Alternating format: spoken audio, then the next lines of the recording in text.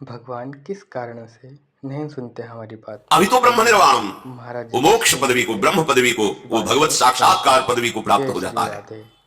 अपने विकारों से अपने चित्त को हटाना। यदि नहीं हटा पा रहे तो प्रभु को पुकारो। अपने प्रश्न होते हैं कि हमारी बात ही प्रभु नहीं सुनते। महापुरुषों का अनुभव, कई लोग ये शिकायत करते हैं कि प्रभु को हमने बहुत पुकारा पर कोई उत्तर नहीं मिला, प्रभु ने हमारी बात नहीं सुनी। मैं तुमसे कहता हूं, इससे बढ़कर झूठी कोई बात हो ही नहीं सकती महापुरुषों के वचन में। अब तक जितनी बार पुकारा, जिसने पुकारा उसकी पुकार सुनकर तत्काल संकट निवारण और उत्तर प्राप्त हुआ कि मैं आ गया हूं। पर किसकी पुकार? जिसकी पुकार में दम हो। कौन सी दम? एकमात्र भगवान का आश्रय है, बस। जब तक कोई और सहारा है, और बल है, और भरोसा है, फिर भगवान को पुकार रहे हो तो नंबर नहीं लगेगा, बिजी आएगा, नहीं है, नंबर लगेगा। और जब आप एक भरोसो, एक बल, एक आस विश्वास, तो तत्काल आपसे बात हो जाएगी। तत्काल, सच्ची मानिएगा, तत्काल देखा है, हजारों बार देखा है। बस कोई और आश्रय नहीं है, कोई सहारा नहीं, कोई बल नहीं है, कोई अपना नहीं। बोलो, धन के लिए तुम कितना प्रयास करते हो? जो कुछ भी करना पड़े, भूख प्यास गर्मी सर्दी गाली सब सहने के लिए तैयार हो।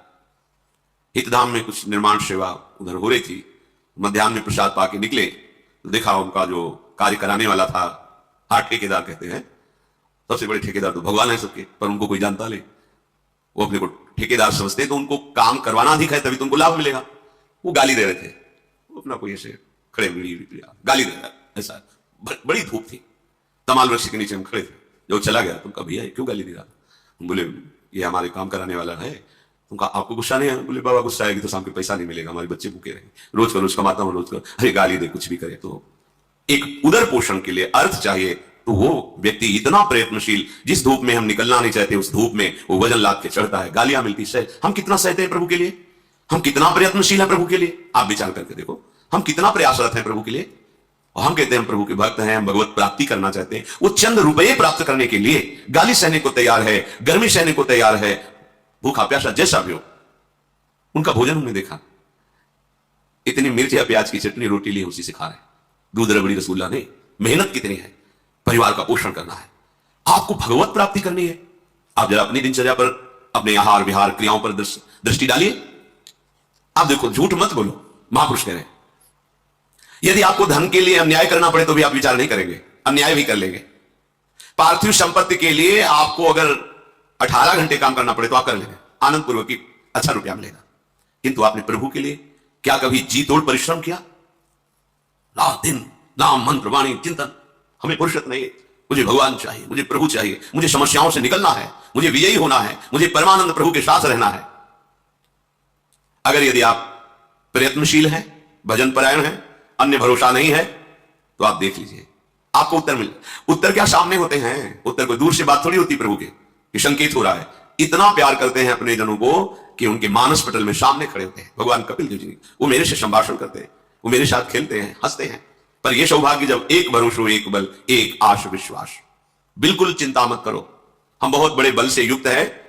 हमारा बस लक्ष्य बन जाए कि हमें अब सब दुखों से निपटना है, निष्पाप होना है, मुझे आनंद अनुभव करना, यही मन चाहता है। अब मुझे शांति चाहिए, अब विश्राम चाहिए, अब मैं चिंताओं से रहित होना चाहता हूं, अब एक आनंदित होना चाहता हूं, किसी ऐसे दोस्त का वर्ण करना चाहता हूं जो सदा मेरा ही हित चाहे और मेरे लिए मेरे से दोस्ती स्वीकार करे। वो केवल भगवान है, कोई दूसरा नहीं है। जो हमारा मन सुख की मांग कर रहा है वो ब्रह्मा के रचे हुए सुख से कभी तृप्त नहीं हो सकता। अगर होना होता तो जब से सृष्टि रची हम कुछ ना कुछ बनते ही रहे, बहुत सी योनियों में गए, बहुत से भोगों को भोगा, बहुत से कर्म किए, पर जो मेरे मन की मांग है वो अभी तक पूरी नहीं हुई। और गलत दिशा में जाने के कारण पाप बनता रहा, अंधकार बढ़ता रहा, पर कदम अंधकार की तरफ ही गए, बंधन की तरफ ही गए, आसक्ति की तरफ ही गए। अब विचार करके हमें जो मार्ग मिला है उस पर चलो। जय श्री राधे। श्री भगवान के वचन है, लभंते ब्रह्म निर्वाण मृषया क्षीण कलमशा छिन्नद्वैधा यतात्मान सर्वभूत हिते रताः। हमारा मार्ग क्या है? भजन बल से निष्पाप हो जाना, पूर्व के पापों का नाश, वर्तमान में कोई पापाचरण नहीं, और आगे के लिए बिल्कुल सावधान की कोई शास्त्र विरुद्ध आचरण ना हो पावे। हमें बहुत बड़ा लाभ मिलने का अवसर मिला है। क्षीण कल्मषाहा, कल्मष जितने पाप हैं वो महान भयंकर दंड देने के लिए तैयार हैं। उनको क्षीण करना है, नष्ट करना है। कैसे? पाप नष्ट करने का सर्वसमर्थ उपाय भगवान नाम उच्चारण, प्रियाजू का नाम लेना, नाम कीर्तन, नाम जप, नाम ध्यान और नाम सेवा। इससे बढ़कर इस त्रिभुवन में और कोई उपासना नहीं। बहुत शीघ्र पाप नष्ट होते हैं। और पाप ही नहीं, पाप करने की आदत, प्रवृत्ति, उसका भी नाश हो जाता है। तो आगे पाप होंगे ही नहीं। अगर भूल से कहीं हो जाए तो टिकेंगे नहीं। तत्काल हृदय में जलन होगी या कोई दंड मिलेगा और आप निष्पाप हो जाएंगे। क्षीण कल्मषाहा, यह हमें मन में बैठालना है कि हमारा प्रथम कर्तव्य है साधन मार्ग में निष्पाप होना। पूर्व के पाप की तो तुम चिंता मत करो।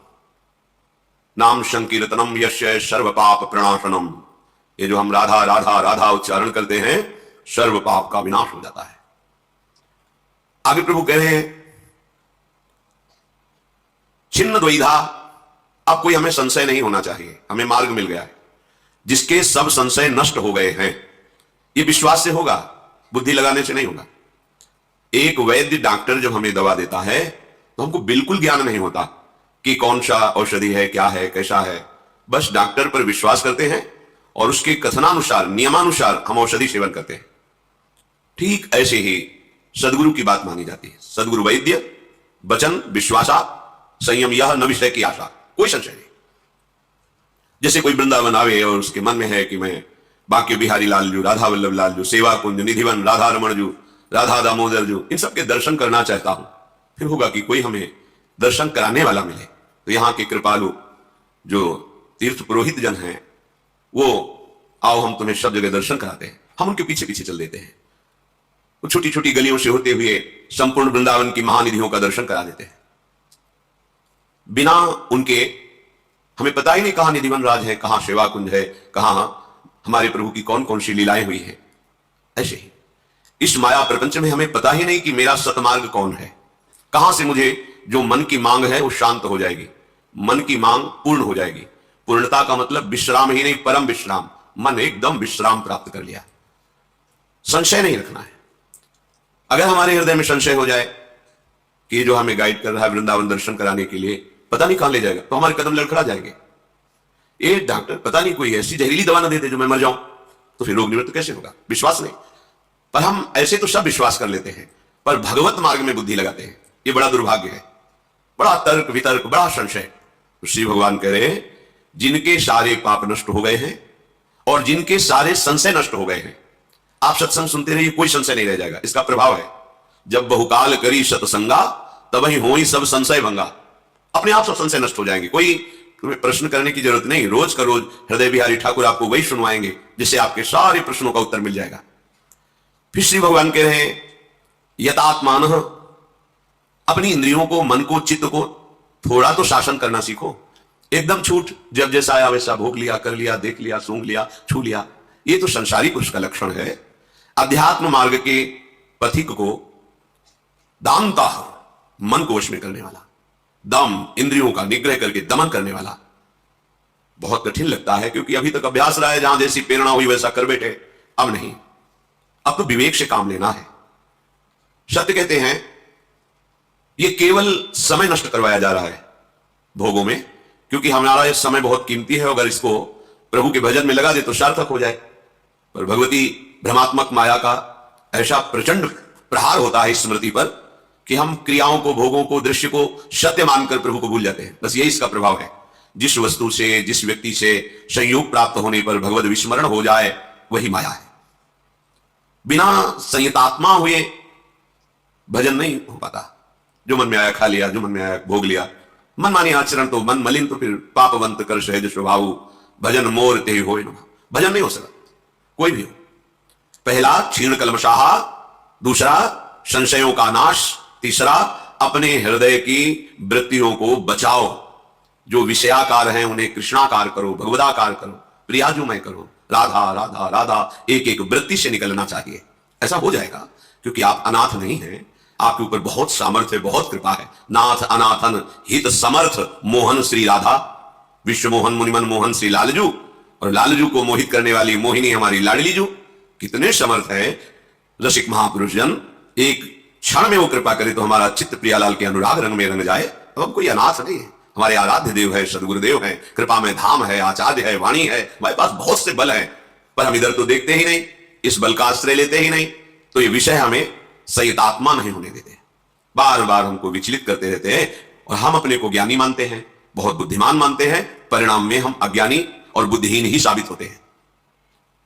श्री भगवान कह रहे हैं कि जो ऐसा प्राणी है कि दूसरों को सुख पहुंचाने में सुख का अनुभव करता है, सर्वभूत हिते रताहा, समस्त प्राणी, कोई भी प्राणी हो, उसका चिंतन होता है कैसे इसको सुख हो। जो भगवत मार्ग का पथिक होता है उसका चिंतन अलग होता है, और जो संसार माया का हृदय होता है उसका चिंतन अलग होता है। माया में हृदय में इससे सुख कैसे ले लूं, जो भी सामने आवे, वस्तु व्यक्ति स्थान, ऐसे मैं सुखी हो जाऊं इसके संयोग से। पर अध्यात्म मार्ग का पथिक, पशु पक्षी जड़ चैतन्य कुछ भी हो, मेरे द्वारा इसको कैसे सुख पहुंचे, बस दो मार्ग। सर्वभूत हिते रताहा, समस्त भूत जो हमारे सामने है उसको मधुर वचन के द्वारा, क्रियाओं के द्वारा, चिंतन के द्वारा हम उसको सुख पहुंचाएं। ऐसा हृदय जहां निष्पाप हुए, संशय रहित हुए और अपने इंद्रिय और मन को शासन में किए, सबके सुख में सुखी रहने वाला भाव बना, तो लभंते ब्रह्म निर्वाणो, वो निश्चित ब्रह्म पद का लाभ प्राप्त कर लेता है।